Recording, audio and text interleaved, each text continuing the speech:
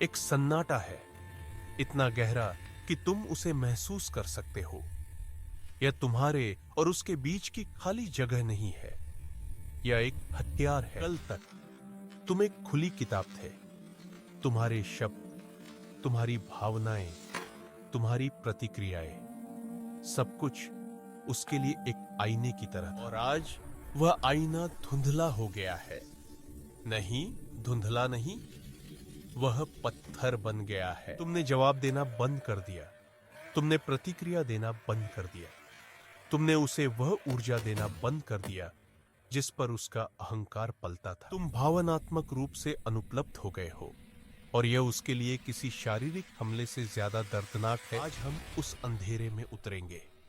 हम समझेंगे कि जब तुम अपनी भावनाओं का दरवाजा बंद करते हो तो उसके अहंकार की दुनिया में क्या भूचाल आता है। यह कोई बदला नहीं है, यह मनोविज्ञान है। पहले भ्रम होता है, क्या हुआ? वह हमेशा जवाब देता देती है।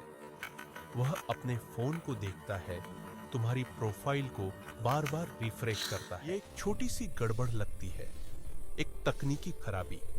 वह सोचता है शायद वह व्यस्त है। अहंकार अभी भी सुरक्षित है, एक पतली सी उम्मीद की दीवार के पीछे छिपा हुआ। फिर वह अपने तरकश से पहला तीर निकालता है, आकर्षण। वह तुम्हें प्यारे संदेश भेजता है, पुरानी अच्छी यादें ताजा करता है। तुम्हें याद है जब यह एक परीक्षण है। वह देख रहा है कि क्या सिस्टम अभी भी काम कर रहा है, क्या चाबी अभी भी ताले में फिट होती है। लेकिन तुम जवाब नहीं देते। चुप्पी। वह तीर हवा में ही गायब हो जाता है, अपने लक्ष्य तक पहुंचने से पहले ही। अब भ्रम की जगह चिड़चिड़ाहट और हल्की सी घबराहट ले लेती है। अहंकार पर पहली खरोंच आई है। यह क्या अपमान है? वह तुम्हें नियंत्रित करने की कोशिश करता था। तुम्हारी भावनाओं के उतार चढ़ाव से उसे शक्ति मिलती थी। तुम्हारी खुशी उसका इनाम थी, और तुम्हारा दुख इस बात का सबूत था कि वह तुम पर कितना असर डालता है। समुद्र शांत हो गया है, कोई लहरें नहीं, कोई तूफान नहीं, सिर्फ एक स्थिर सपाट सतह। यह शांति उसके लिए किसी शोर से ज्यादा असहनीय है। यह वह बिंदु है जहां अहंकार घायल हो जाता है। इसे मनोविज्ञान में नार्सिसिस्टिक इंजरी कहते हैं। उसका आत्म मूल्य बाहरी सत्यापन पर निर्भर करता है, तुम्हारे सत्यापन पर। तुम उसके सप्लाई का स्रोत थे, और तुमने अनजाने में या जानबूझकर उस सप्लाई लाइन को काट दिया है। अब उसका अगला कदम आता है, गुस्सा, अपमान। वह तुम्हें सजा देना चाहता है। वह तुम्हें कठोर संदेश भेजेगा, तुम पर आरोप लगाएगा, तुम स्वार्थी हो, तुमने मुझे धोखा दिया, तुम पागल हो। यह नियंत्रण वापस पाने की एक हताश कोशिश है। अगर वह तुमसे प्यार नहीं निकलवा सकता तो वह नफरत निकलवाएगा।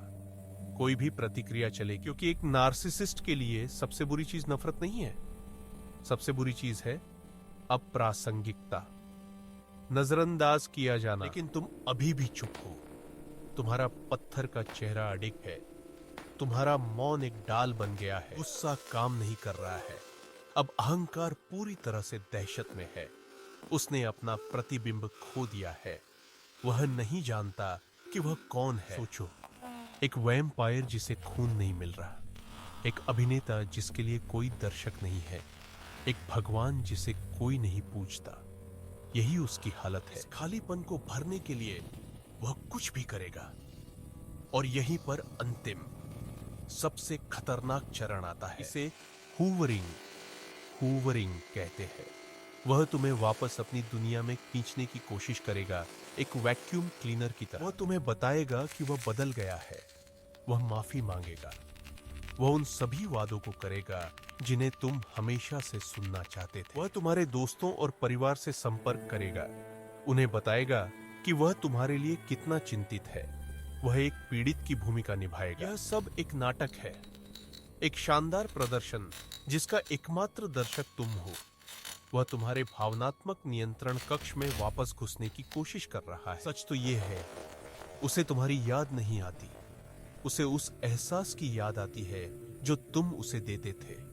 उसे अपने उस संस्करण की याद आती है जो तुम्हारी आंखों में दिखता था। तुम उसके लिए एक इंसान नहीं थे, तुम एक आईना थे।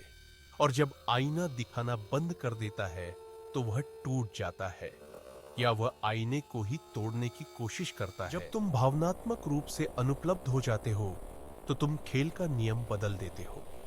तुम उसे उसकी सबसे बड़ी कमजोरी के साथ अकेला छोड़ देते हो, खुद के साथ। बिना तुम्हारे सत्यापन के उसे अपनी आंतरिक शून्यता का सामना करना पड़ता है। वह शोर जिससे वह हमेशा भागता रहा है। तुम्हारा मौन उसके कानों में चीखता है।